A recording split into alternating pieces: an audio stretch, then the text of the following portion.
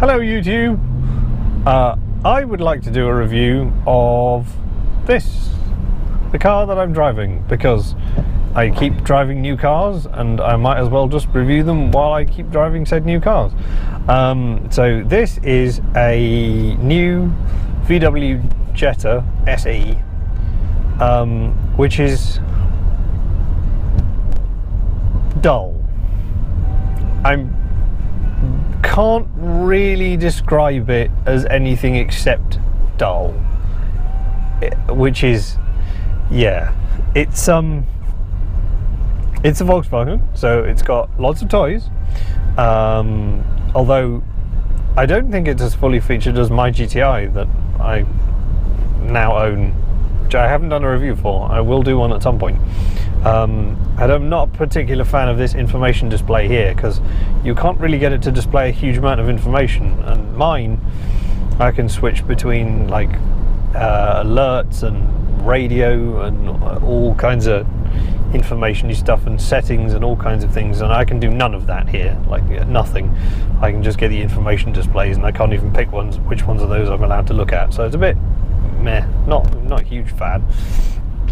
Radio's pretty nice, but it's a Volkswagen modern infotainment system, so it's pretty good. There's no nav, but I literally don't care. I have my phone for that. It's got Bluetooth works fine. It's got heated seats, although it's definitely the wrong weather for heated seats. I'm actually using the aircon at the moment because it's so frigging humid outside that aircon is useful. Seems to be relatively economical.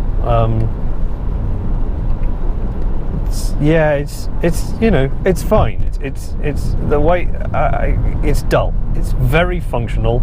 It does exactly what it is designed to do, which is get you from A to B with 4 or 5 people in the car and a bunch of stuff in the boot, and that's it. It's fine. It's pretty spacious. You could probably fit 4 people in here with comfort and 5 people in here with mild discomfort, but as per usual, it's a sedan, it's not a hatchback. Boot's pretty big, would be bigger if it was a hatchback, but you know, it's big enough as it is as a sedan. It's keyless start, but for some reason the start button is down here, and also the key has a key on it. So every single time I get in the car, I flick the key out and I try and start the engine. And obviously a bunch of people who've rented this car before me have done the same thing, because the little thing down here that covers where the key would normally go is slightly recessed and is also covered in scratch marks. So obviously everybody else who's tried to drive this car has done the same thing, because if you get given a key that's got a key on it, you try and put it in. So I think that's really stupid. I think if you've got a car that doesn't need a key to start, sure, have a manual key somewhere in the fob so you can open the car if you need to, but don't do that, which is such an awkward thing, because every single time I get in the car I'm just like, and put the key, oh, there's no key.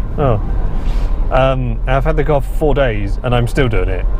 So yeah, no, not a fan of that. I think that's really stupid.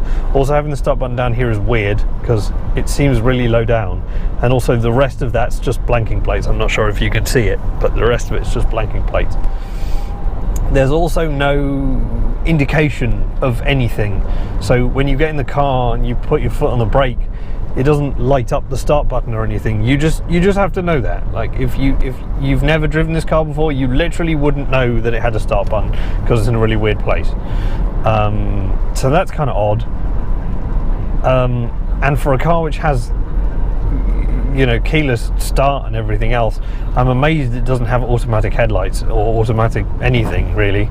I don't mind. I've literally no problem with that, but it just strikes me as slightly odd that they would go to such lengths to make a keyless start and stuff, and then just not bother with any of the other fancy toys that you would normally get, especially in a VW. But then I suppose it's a VW, so that's probably all optional. drive-wise, it's comfortable. It goes well enough. It's got an automatic gearbox as per usual. It's typical VW auto box. It's, you know, it's quick enough, but it's not. It's quick enough and it's interesting. It's you know, it does its job, but it doesn't cope very well with traffic, and it tends to hunt around a bit.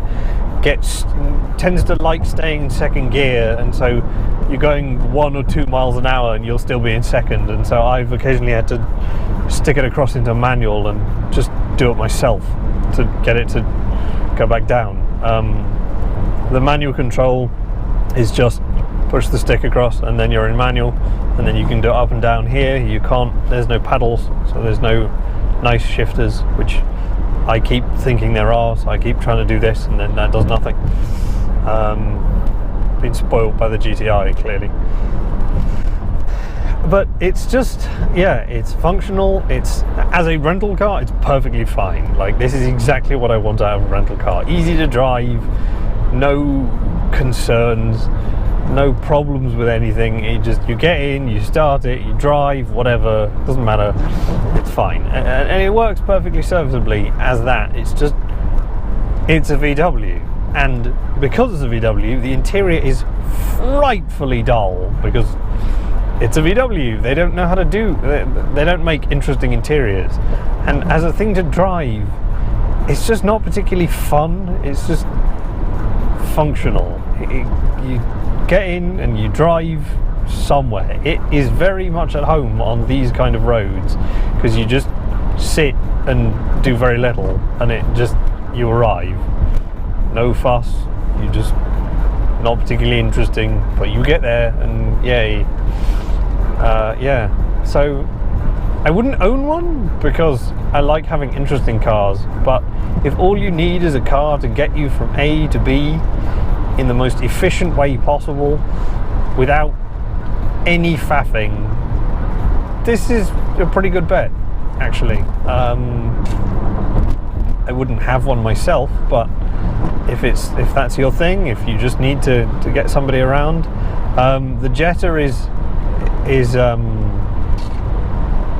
it's based on the Golf platform, so it's about the same size as a Golf, but where the Golf is a hatchback, the Jetta is sedan. If you need something bigger, then you'd be looking at the Passat. So the only real difference between the Golf and this is whether you want a hatchback or a sedan.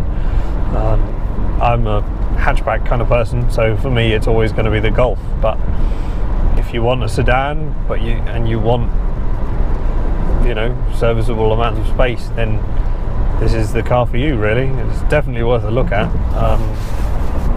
But yeah, for somebody who wants something interesting to drive, don't buy this. It's really boring.